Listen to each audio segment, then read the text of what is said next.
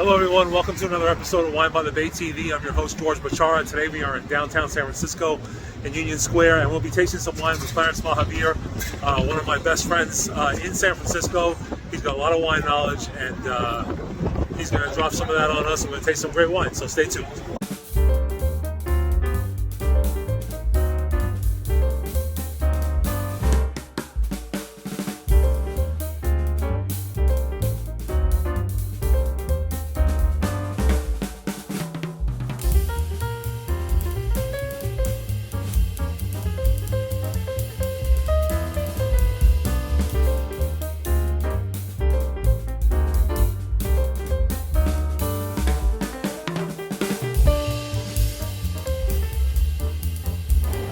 Hello everyone, welcome back to another episode of Wine by the Bay TV. I'm your host, George Bachara, sponsored by Goosehead Insurance, the Bachara Agency. Oh wait, you can't see the hat. There's the hat. Yeah. Goosehead Insurance, the Bachara Agency.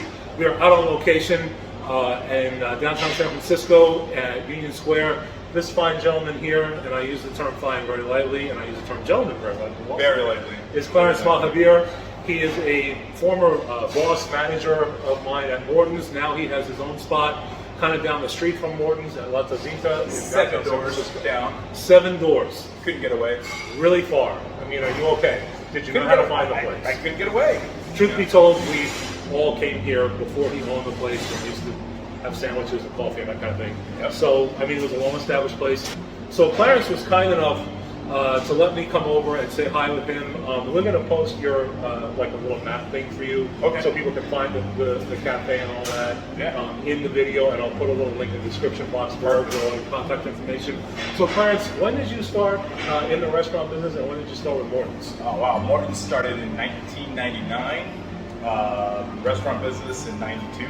92. Yeah. Okay, so you worked for a few years and then you graduated to Morton's. Yeah. You were a server for a while and then you graduated to management and then you were kind of traveling the country. Yep, as a traveling manager for about a year and a half. So when did you come back to San Francisco and wind up staying in San Francisco? 05.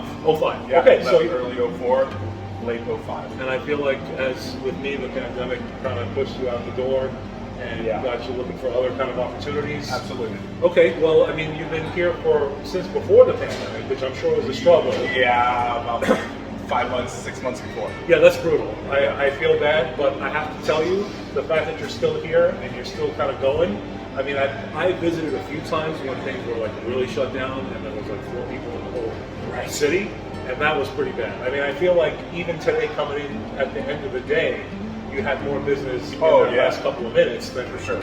You know, I saw before. For sure. You feel like there's more people here in San Francisco now than there were maybe 6 months ago? Definitely is. You know, it's going up for sure. So you do breakfast, you do lunch, coffee, you know, all that kind of stuff. Hot, colds, wraps, sandwiches, specialty sandwiches. Delivery too, right? Absolutely. We're on DoorDash, Uber, Grubhub, all set, all those. Fantastic. Yeah. Okay, so there's a new channel launching in a couple of days.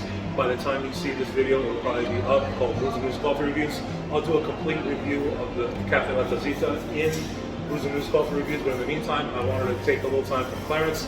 He's a busy man, and talk about some wine. Yeah. Clarence was nice enough to bring over some Gravelly Meadow. Talk about this. No, it's been taking up space in the wine cooler. He has so many better bottles that, you know. One of my favorite wineries of all time. They produce single vineyard Cabernets. Gravelly Meadow is 5 acres. Red Rock Terrace is another 5 acres, and Volcanic Hill. They're all within literally a stone's throw away from each other. You have 3 different soils right next to each other. It's just amazing. The property's amazing. I assume you've been there quite a couple times. Yes, right? Yes, definitely. I never made it out there, but I mean, I always wanted to. I bought a bottle from Morton's a couple of years ago, and this is a 2017, by the way. So 2017 generally was a challenging year because of fires, but we've been able to find a couple of, like, the bigger producers seem to have got a lot of their products out and already in process, so it didn't get affected. Do you feel like that's the case here? I mean, you know, I haven't really tasted it. I mean, you do find some pretty good deals on the 2017s, but most of all, the ones that I've had have been pretty solid. Okay, good. All right. So we're going to taste that in just a minute, but I brought along a little wine from K&L. I stopped over there. This is the Pusey Vale Riesling from Eden Valley in South Australia. $17.99 at K&L. It's got quite a few ratings actually. 96 points. James Suckling 93 points. James Halliday 2021. It's a high elevation, about 440 to 490 meters. Riesling is kind of a big grape over there in Australia. Yeah. I'm excited to taste it. We haven't done too much Australian wine on the channel, and definitely not any Australian wine. So I mean, that's a lie.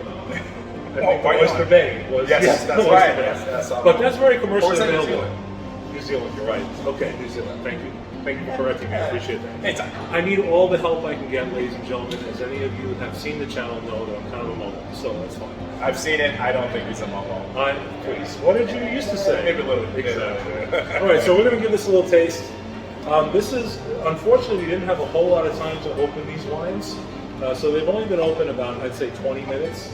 But, you know, it's in a restaurant, you're not going to get 20 minutes to open a wine, really and truly. And this is kind of warm, especially for white. So you probably wouldn't serve it this way, but this way we'll get a chance to really taste all the flavors and give it a little kind of accurate situation.